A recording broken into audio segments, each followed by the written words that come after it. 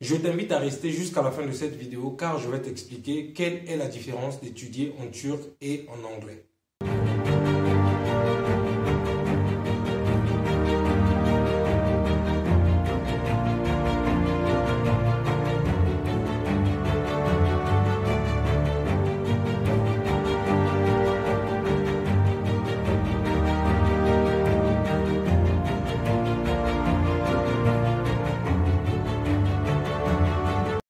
Bonjour les amis, si vous me découvrez pour la première fois, je suis Arel Venus, étudiant et entrepreneur résident en Turquie, précisément dans la ville de Karabük. Je suis également fondateur de Venus Global Academy, qui est une structure qui vous accompagne, vous assiste et vous oriente également dans vos démarches d'études à l'étranger. Nous sommes désormais en partenariat avec Begu Corporation, qui est une structure qui vous assiste également dans vos démarches d'études à l'étranger, notamment en France, en Grande-Bretagne, en Allemagne, en Australie et au Canada. Donc pour celles et ceux qui veulent parfaire leurs études dans les pays précités, n'hésitez surtout pas de me contacter à travers mon numéro WhatsApp que vous trouverez en description de cette vidéo, mais également à travers le site officiel de Begu Corporation que vous trouverez toujours dans la description de cette vidéo. Et pour celles et ceux qui veulent venir ici en Turquie, j'ai également conçu un cadeau pour vous qui s'intitule « Les 5 bonnes raisons d'étudier en Turquie ». C'est un document PDF que vous pouvez d'ailleurs lire en maximum 5 minutes pour vous permettre d'avoir de plus amples informations sur la Turquie, notamment le coût de la vie, le coût du loyer, le coût des études et toute autre information basique concernant la Turquie. Donc n'hésitez surtout pas de me contacter, je vais vous l'envoyer gratuitement. Alors déjà pour commencer, ce que vous devez savoir, c'est que les principales langues d'enseignement ici en Turquie sont d'abord le turc, ensuite l'anglais. Mais vous avez dans certaines spécialités comme les études islamiques par exemple, vous avez l'arabe qui entre en ligne de compte. Et dans certaines universités privées également, vous avez la langue française. Donc, de façon générale, il y a deux principales langues d'enseignement ici en Turquie. La première langue, c'est évidemment le turc. Et ensuite, la deuxième langue, c'est l'anglais. Et dans certains cas, dans certains types d'études, vous avez, par exemple, lorsqu'il s'agit des études islamiques, vous avez l'arabe. Et parfois, dans d'autres universités privées également, vous avez les cours en français. Donc, voilà un peu comment est structuré les langues d'enseignement ici en Turquie. Maintenant, comment se passe, quelle est la procédure si vous souhaitez venir ici en Turquie et faire vos études en langue turque? C'est très simple.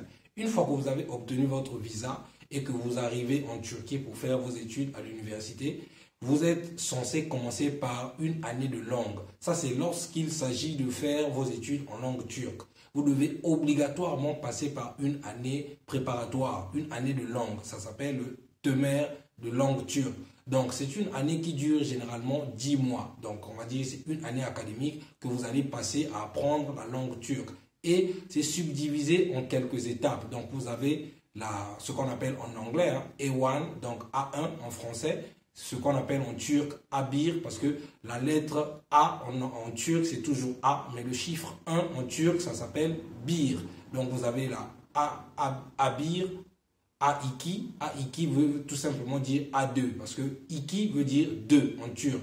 Et ensuite, vous avez la B1, B comme lettre B, Bir comme chiffre 1. Ensuite, vous avez B2, B comme lettre B, 2 comme chiffre 2.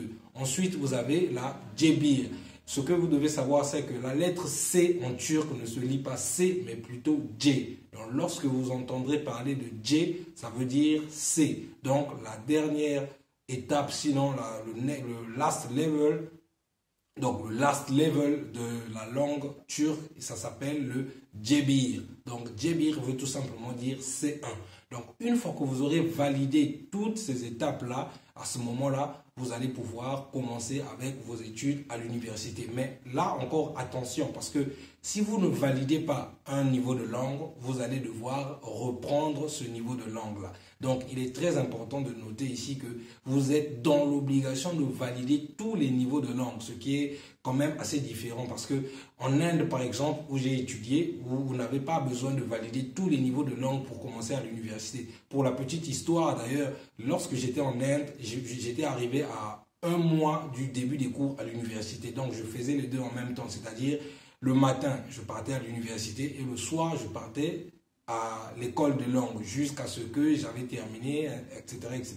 Ensuite, j'avais continué avec mes études. Mais en Turquie, ici, c'est pas pareil. Vous devez d'abord obligatoirement terminer avec votre année de langue et ensuite, l'année qui suivra, vous allez commencer avec votre spécialité à l'université. Maintenant, si vous souhaitez faire vos études en anglais et que vous ne parlez pas anglais, ça veut dire que vous devez d'abord apprendre la langue turque et ensuite apprendre la langue anglaise. Et là, vous avez deux options. La première option, c'est d'apprendre en même temps le turc et en même temps l'anglais, ce qui peut être assez compliqué et assez épuisant parce que ça demande beaucoup d'énergie, ça demande beaucoup d'engagement. Donc, si vous avez cette capacité-là, cette énergie-là d'apprendre les deux en même temps, c'est-à-dire d'un côté le turc et de l'autre l'anglais, vous pouvez le faire dès votre première année pour pouvoir gagner en temps. Maintenant, si vous vous dites que je n'ai pas cette énergie-là ou cette capacité-là de pouvoir faire les deux en même temps, donc vous commencez par votre année de langue turque et l'année suivante, vous commencez par l'année d'anglais et à l'issue de ces deux années-là, vous pouvez commencer avec votre spécialité à l'université. Maintenant, si vous souhaitez étudier en anglais et que vous parlez déjà anglais, ce qui est mon cas, je suis censé commencer en master, mais comme je parle déjà anglais, mais avant de commencer avec les études de master, qu'est-ce qu'il faut que je fasse? Ben, je dois apprendre le turc au moins pour 3 ou 4 mois. N'est-ce pas? Après avoir appris la langue turque au moins pour 3 ou 4 mois, et à l'issue de ça, il y a un examen, un test que je dois passer. C'est-à-dire, c'est un test qui se déroule en 4 étapes. Vous avez le speaking, c'est-à-dire le parler. Vous avez le writing, c'est-à-dire l'écriture. Vous avez le listening, donc l'écoute. Et ensuite, vous avez le reading, c'est-à-dire la lecture. D'accord? Donc, une fois que vous avez validé ce test-là, c'est un test d'anglais qui va déterminer votre niveau d'anglais. Et ensuite, vous pourrez joindre ou sinon commencer avec votre spécialité à l'université. Donc, voilà un peu comment ça se passe au niveau de la Turquie si vous souhaitez faire vos études en turc ou en langue anglaise. Maintenant, quels sont les avantages d'étudier en langue turque? Déjà, vous le savez, hein, si vous ne parlez qu'une seule langue, donc l'apprentissage de la langue turque va faire de vous un bilingue. Donc, comme je le dis toujours sur cette chaîne, l'apprentissage d'une nouvelle langue est un enrichissement culturel et intellectuel. Donc, apprendre une nouvelle langue va vous aider à communiquer avec les locaux, ça va vous aider dans le bus par exemple, dans des supermarchés, faire vos achats, etc., etc. Donc, l'apprentissage de la langue locale est toujours très important.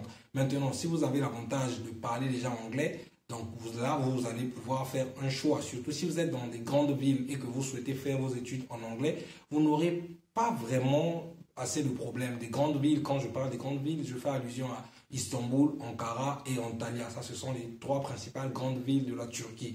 Ce sont des villes où vous allez trouver beaucoup de personnes qui parlent anglais, beaucoup de Turcs qui parlent anglais. Mais dans d'autres villes, dans des petites villes, dans des provinces comme Karabük, ici par exemple, vous êtes obligé d'apprendre le turc parce que c'est une langue dans laquelle vous serez obligé de communiquer avec les locaux parce que la majorité des Turcs ici à Karabük ne parlent que turc.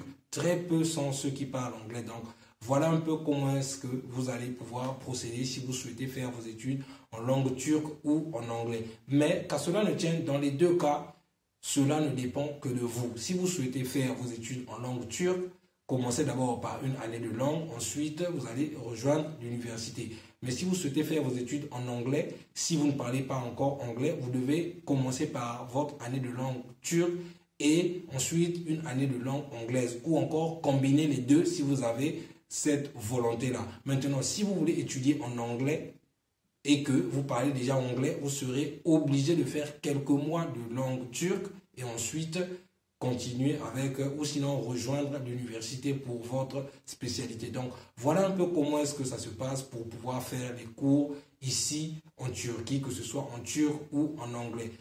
Alors, un autre élément également très important à prendre en ligne de compte, c'est que faire des études en langue turque vous coûte moins cher que de faire des études en anglais. C'est-à-dire que la même formation que vous allez faire en anglais va vous coûter beaucoup plus cher que si vous la faites en langue turque. Mais je pense que c'est assez équilibré parce que lorsque vous décidez de faire des cours en langue turque, c'est que vous devez faire une année pleine en étudiant la langue turque. C'est-à-dire que vous allez payer. C'est-à-dire chaque module est payant. À chaque fois que vous validez une étape, c'est-à-dire à chaque fois que vous validez un level, vous devez payer pour ça. Alors que lorsque vous décidez de faire des études en anglais, vous n'allez pas faire une année complète de langue turque. Vous allez peut-être faire 2, 3, maximum 4 mois. Ensuite, vous partez directement à l'université. Donc voilà un peu la différence entre faire des études en langue turque et faire des études en langue anglaise. Mais qu'à cela ne tienne, que vous étudiez en langue turque, que vous étudiez en anglais, s'il faut comparer les deux avec d'autres pays européens, ça vous coûte toujours beaucoup moins cher que d'étudier dans d'autres pays européens. Donc, que ce soit en anglais ou en langue turque, c'est toujours la même qualité des études. Il n'y a que la langue qui différencie. Donc, si vous avez aimé la vidéo, n'hésitez surtout pas de la liker, commenter, partager parce que mon objectif, comme vous le savez déjà, c'est toujours édifier au moins une personne à chacune de mes vidéos. Donc, si celle-ci peut édifier une personne, n'hésite surtout pas de la liker, commenter et partager. Quant à moi, on se retrouve très prochainement pour une prochaine vidéo. Ciao, ciao.